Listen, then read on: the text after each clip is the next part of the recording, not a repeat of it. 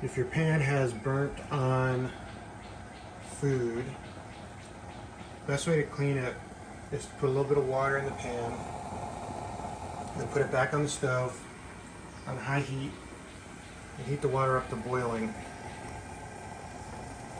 As the water heats up, and then with a wooden scraper or spoon, wooden spoon, don't use metal, you can just, this stuff will start to come right off. So I'm not even pressing that hard to get most of this off here. I'm going to set the phone down here to get more of it up, and you can see. You can really even get up on the sides too. Once it gets heated up, get some water splashing up there.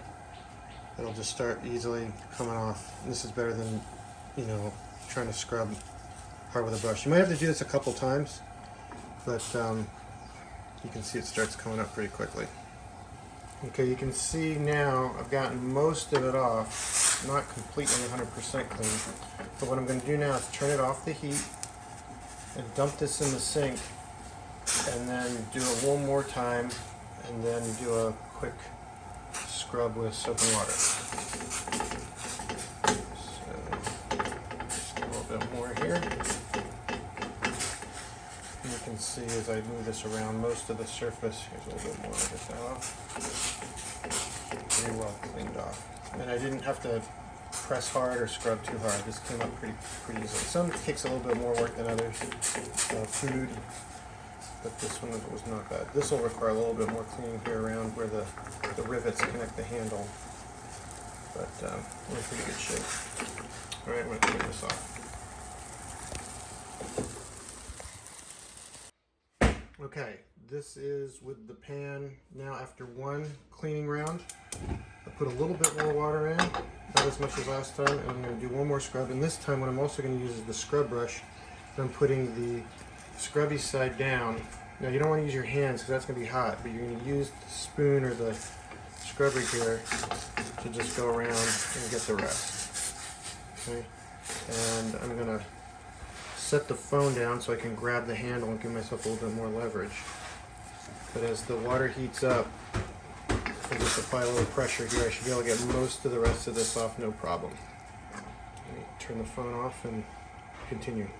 Okay, you can see it now. After I've run the sponge along, most of this is all loose. There's still a little bit of staining here. This is normal on a stainless steel pan. Not to worry about it. You just really want the bottom to be clean. When you put your oil or butter in the bottom to keep it from sticking, you want that to be clean. Here is the stainless steel pan after 2 hot water scrubs. There's still a little bit here, and I can just like scratch that off with my finger, but what I'm going to do use is the scrubby brush with soap and go around it one last time. Whatever you do, never ever clean a stainless steel pan or a cast iron pan with a steel wool, like a Brillo pad. I know it seems easy to do, but those will scratch up and you'll destroy the finish on the stainless steel. We have this kind of, this is not a Brillo pad or a stainless steel pad. It's a lot looser.